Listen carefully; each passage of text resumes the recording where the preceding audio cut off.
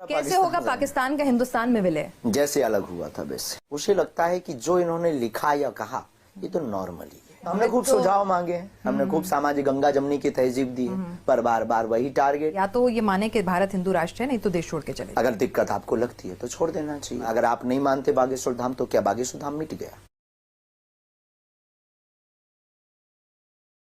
कल से अगर हिंदू राष्ट्र घोषित हो जाता है तो कल से क्या बदल जाएगा उसके जीवन में? हिंदू राष्ट्र अगर होता है कल से तो सबसे पहले तो ये जो वैमनस्यता बार बार हिंदू मुसलमानों के नाम पर की जाती है ये बदल जाएगा। ये वैमनस्यता दूर हो जाएगी, जातियों के नाम की वैमनस्यता बदल जाएगी, जातिवाद फैलना बंद हो जाएगा। हिंदू राष्ट्र हो जाएगा तो सबके जीवन में मैं हिंदू हूं, सिर्फ मैं हिंदू हूं। और ये जो बार बार धर्म की लड़ाई, बार बार ईश्वर की लड़ाई, बार बार प्रमाण, बार बार संतों को प्रमाण, ये जो टारगेट किए जाते हैं ये सभी टारगेट शून्य हो जाएंगे, क्योंकि हिंदू राष्ट्र बनते ही राम राज्य की स्थापना हो जाएगी, राम का देश हो जाएगा, फिर किसी बात की लड़ाई नहीं। और बाकी धर्मों का क्या होगा? यहीं रहे अगर उन्हें अच्छा लगता है।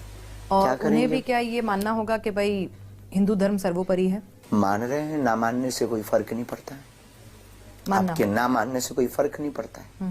आपके मानने या ना मानने से ईश्वरीय सत्ता पर कोई फर्क नहीं पड़ता है। एक व्यक्ति ना अगर आप नहीं मानते बागेश्वर धाम तो क्या बागेश्वर धाम मिट गया? आपके करोड़ों लोग ऐसे हैं जो नहीं मानते, तो उनके ना मानने से क्या हनुमान जी नहीं है? वो तो अपनी लीला कर ही रहे हैं। तो आपके मानने से कोई फर्क नहीं पड़ता है।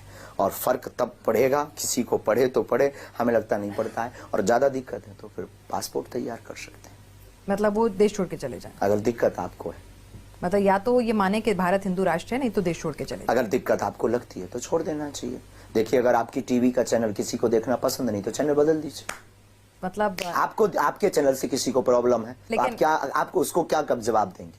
आपके चैनल से किसी को प्रॉब्लम है कि हमें आपका चैनल बहुत बेकार लगता, तो क्या कहोगे कि मत देखो भाई? नहीं, हम ये कहेंगे कि आप बताइए, अपने सुझाव दीजिए, क्योंकि देखिए हमने खूब सुझाव मांगे हैं, हमने खूब सामाजिक गंगा जमनी की तहजीब दी है, पर बार बार वही टारगेट। अभी जो तमाम विवाद, जो तमाम सवालात उठे, उसके बाद हमने देखा कि बागेश्वर धाम पर भक्तों की भीड़ जो है वो और ज्यादा बढ़ गई, तिगुनी चौगुनी हो गई। ऐसा तो नहीं कह सकते। जो तस्वीरें आई, जो सामने आई, पहले की तस्वीर ली नहीं गई।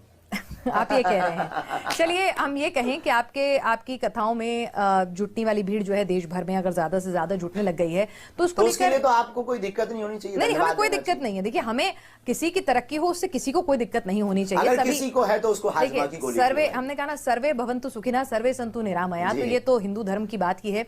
मैं ये कहना चाहती हूँ कि अगर आप इतना बड़े पैमाने पर आपके भक्तों की संख्या देश में फैल रही है तो अब आगे की योजना क्या है? बड़े बड़े आश्रम बनाना? कोई योजना नहीं, हम बहुत आश्रम बनाऊं, क्योंकि अभी आप रामदेव जी से और बालकृष्ण जी से मिले थे तो उनका तो पूरा सेटअप है। हमारी औपचारिक भेंट, उनके प्रति सद्भावना है। योग कोई बिजनेस टिप्स लेने नहीं गए थे। योग ऋषि हैं। हाँ। योग ऋषि, उन्होंने योग की परंपरा को जीवंत किया, हम उसको कैसे नकार दें? भारत को योग की तरफ, भोग से योग की तरफ कोई ऋषि ले गया है।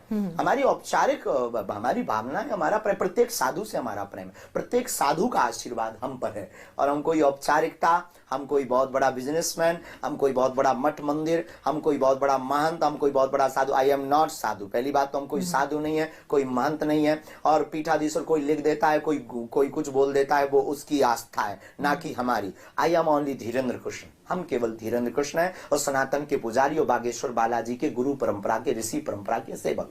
तो हमारी औपचारिक भेंट थी। कई बार ऐसी परिस्थितियां प्रकट होती हैं जब सामने वाले को बहुत ज्यादा भरोसा नहीं होता ईश्वर सत्ता पर, सिद्धि पर।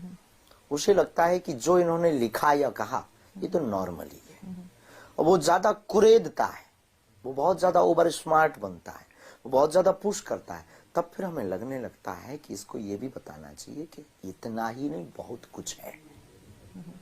तो उसको आभास कराने के लिए उसकी निजता का प्रदर्शन करके हमें टीआरपी या लोगों में वाहवाही लूटना हमारा ध्येय नहीं है।